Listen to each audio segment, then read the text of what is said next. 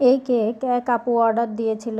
আপু বলল উপরের ডিজাইনটা এইভাবে হবে, তাই আমি ওইভাবেই দিয়েছি। কেকটা নিয়ে আপু খুব ভালো রিভিউ দিয়েছে।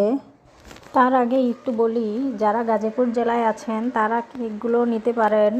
যারা কেক নিতে চান ইনবক্সে জানাবেন। আমি অত সুন্দর করে কথা গুছিয়ে বলতে পারি না, তাই কেউ কিছু মনে করবেন না। সবাই ভিডিওটি ভালো লাগলে লাইক, শেয়ার, কমেন্ট করবেন। অবশ্যই সাথে থাকবেন।